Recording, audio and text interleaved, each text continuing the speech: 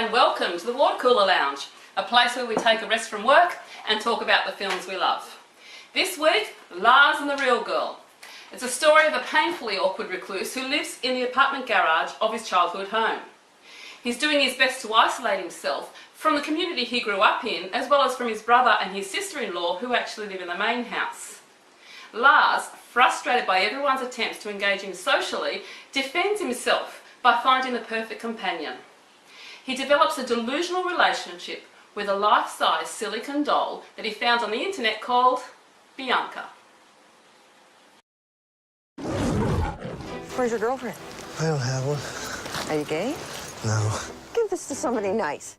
Mr. Sunshine. That new girl's kind of cute, huh? Something's going on with him. I'm worried. Maybe he wants to be left alone. That's not what he wants. Hey, I have a visitor. Where did you meet this person? I met her on the internet. Yeah, well, everybody's doing that now.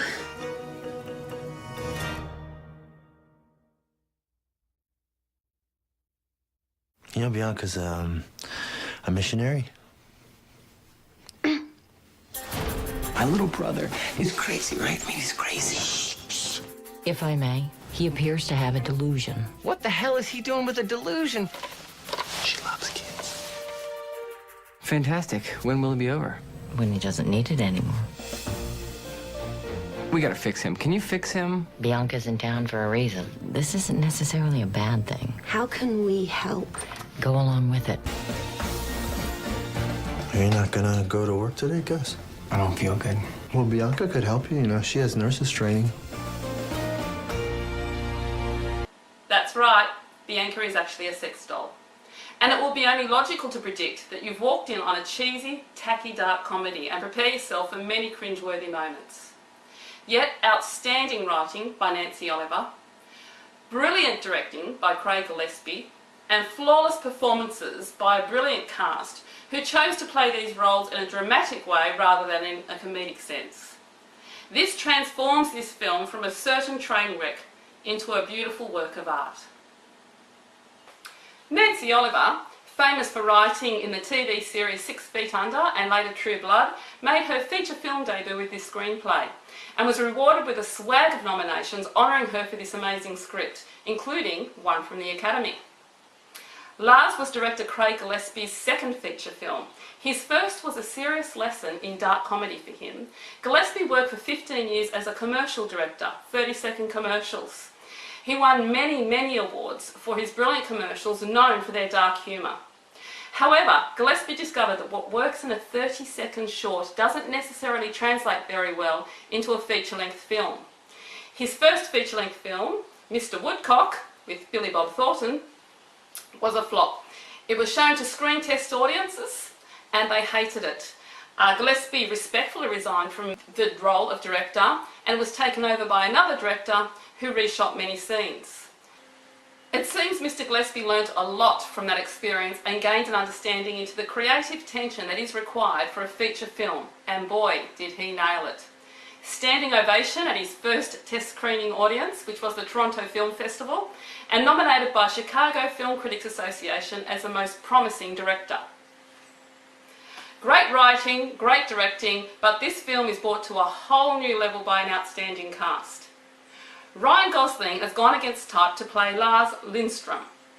Lars suffers a terrible childhood after his mother passed at his birth and he was left in the care of his broken-hearted, depressed and emotionally disconnected father, and his unhelpful and rather immature brother.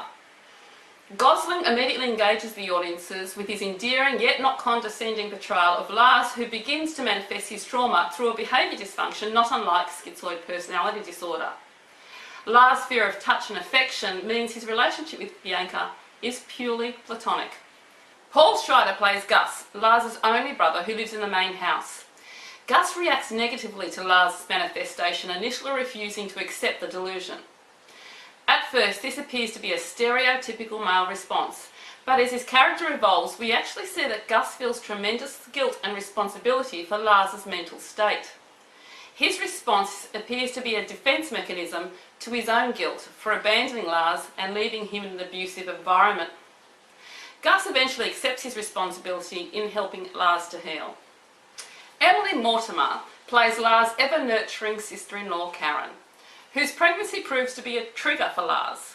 Especially as she plays a maternal role in Lars' life, almost compensating for his absent mother and his brother's detachment.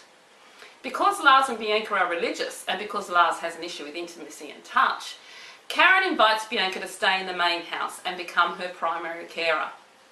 Patricia Clarkson plays Lars' psychology-trained GP, Dr. Dagmar, who requests to monitor Bianca's health on a weekly basis, creates an opportunity to meet with Lars and help him talk through his feelings, his fears and his childhood.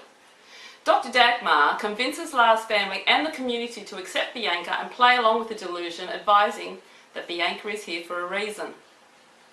Last but very much not least is Kelly Gardner, who plays Margot, the new girl at work and choir member at Lars Lutheran Church. Margot expresses a romantic attraction to Lars and tries to connect.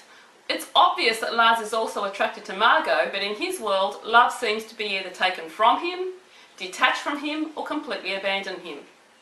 Lars makes every effort to deny his feelings and avoids the affections of Margot. When Bianca was handed an artificial flower after church once, Lars whispers to her and says, "See, they're not real. That means they'll last forever." Margot, her realness, is too scary for Lars, and as much as he seems to like her, she's out of reach for him psychologically.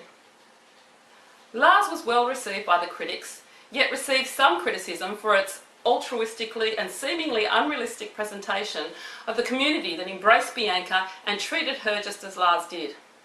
Many, like David Stratton from ABC's At the Movies, said, "I wasn't entirely convinced that the entire town would accept her as well," which is what the film is asking us to do. Is it? I think these critics were not paying attention. Gus, Lars' brother, was very resistant to accepting Bianca at first. He even confronted Lars quite cruelly. His church community engaged in an argument, with one member in particular being very adverse to the notion. And when Lars took Bianca to a party, we see many of the attendees looking at Bianca and Lars with derision, mockery, and some just chose to ignore her. Yes, this film takes an altruistic view of community by choosing to focus on the positive side without ever completely ignoring the negative. I think that's what makes this film quite unique. And we must remember that the people were not invested in Bianca. They were invested in Lars. Bianca became a conduit for them to reach Lars. Lars was now willing to engage and receive from the community by letting them help with Bianca. They took this opportunity by the horns and they ran with it. Bianca was not only a conduit for the community, she was also a conduit for Lars to be able to express himself. You see, Bianca seems to have the same backstory as Lars, such as her mother dying during childbirth. He appears to be using Bianca as a transitional object, visually expressed with the baby blue blanket you see throughout the film, knitted for him before his mother passed. He wears it quite often around his neck, but as the film progresses, you'll see that blanket being worn by Bianca or being held by Bianca.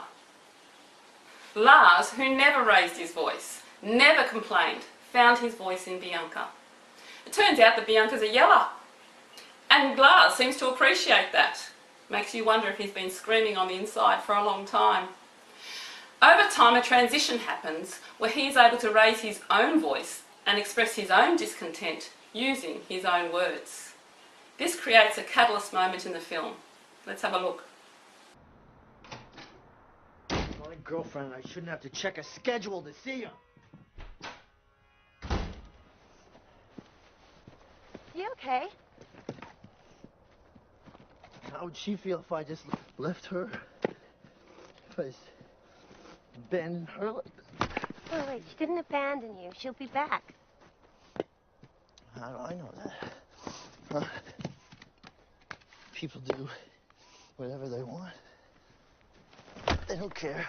No, we all care. Lars, we do care. No, you don't.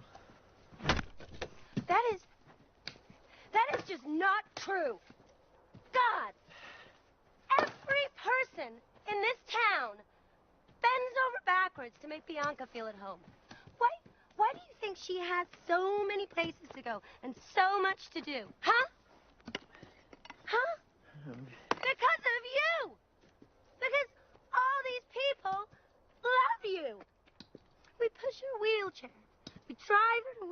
We drive her home. We wash her. We dress her. We get her up. We put her to bed. We carry her. And she is not petite, Lars. Bianca is a big, big girl. None of this is easy for any of us, but we do it. We do it for you. So don't you dare tell me how we don't care.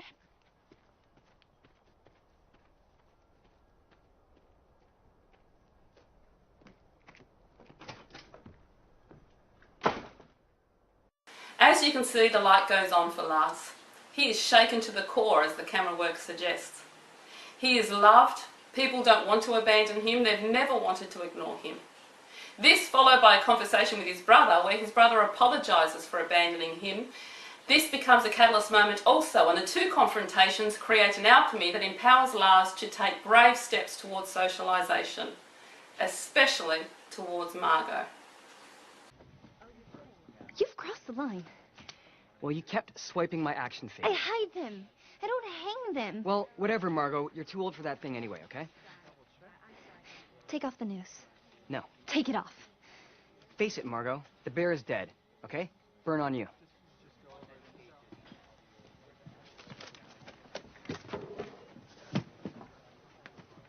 I warned her.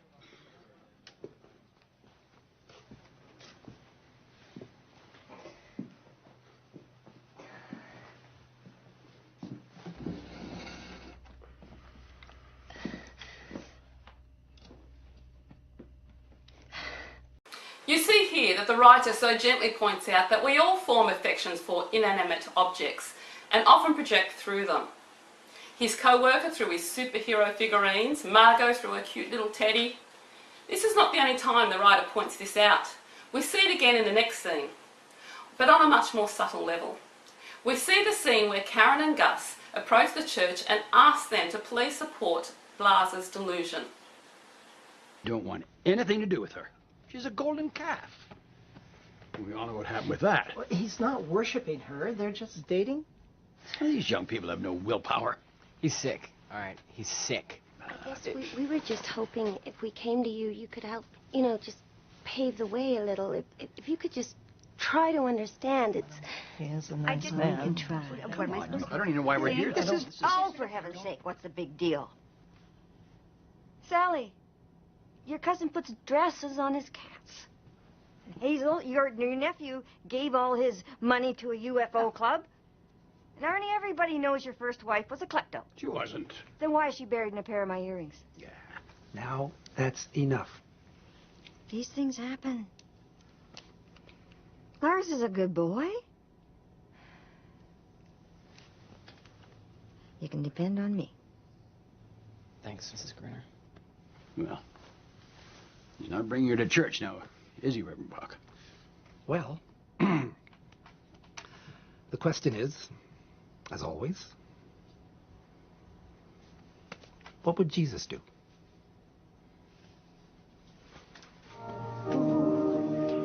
The scene begins with a standard Christian maxim: judge not lest you be judged. But if you pay attention, you'll see that the scene ends with the same point. When the minister says, "What would Jesus do?" Gus shows such obvious frustration. Just hands back, looks behind Karen, wants to get away from these people. Now, why was this such a problem for an unbeliever to hear? Some people, like Gus, would see Jesus as the church's Bianca. Someone they believe to be real and someone they project through, an object maybe of transference. Here they are with a psychological report from a psychologist saying the inclusion of Bianca is what's best for Lars. But in Gus's eyes, they would rather consult their invisible friend Jesus and his teachings. Can you see the comparison? In part, I would agree with Gus. WWJD is a maxim so open to personal projection. Is there Jesus an angry, judgmental, intolerant Jesus? Or is there Jesus a loving, all-inclusive Jesus? We see both of these Jesus in church, I know I do, projected through different people. Who was it that said God created man in his image and then man returned the favour? One of the great philosophers. The point being made, the projection, even through inanimate or invisible objects, is just part of our humanity, a coping mechanism that we all use to some degree. Lars, a large degree. But we all use it, even in our faith. Lucky for Lars, the church identifies with a loving, accepting and inclusive Jesus. Good to see a director who identifies as atheist willing to present the church in such a positive light as it was in this film. Yeah, some challenges, as we just pointed out, but he was being fair. He was actually representing everyone. The church, by majority, were a huge support to Lars and a very important part in his healing. If you pay attention to the sermons when Lars is at church, they seem to always relate to what he's going through or the stage he is in at that time. I find this refreshing when films are more eager to vent their anger at religion and church. Back to Lars. Throughout the film, doors and doorways are featured regularly. Lars is often shot through a doorway, walking through a doorway, standing in a doorway. This movie is about transitions, and Lars is ready to make his. This movie begins at the beginning of winter and ends at the end of winter and goes into the early spring. There is something beautiful about the scene where Lars says goodbye to Bianca. This happens many times throughout the film. You know, when you read a book, the author provides you the words, the descriptives, everything you can on a page, but it's up to you to create the image in your head. And that's the beautiful part of reading a book, that you become part of the creative process. Directors like Chris Gillespie invite you to be part of the creative process in his filmmaking. There are so many scenes that is shot in silence, even with subtle or no music. He provides to you all the imagery he can, sometimes shaky camera, sometimes just a look, a moment, the way, body movement, the props. He provides everything he can visually, but he lets you provide the narrative. There is no narration telling you what's happening. There is no long speech when Lars says goodbye to Bianca. Bianca obviously gives nothing. Really, it's up to Ryan Gosling to provide the full emotion of that scene.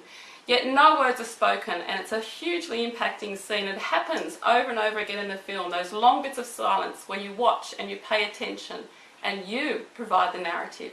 You provide the words, and it's a beautiful moment where you become part of the creative process that book readers so often have the advantage of.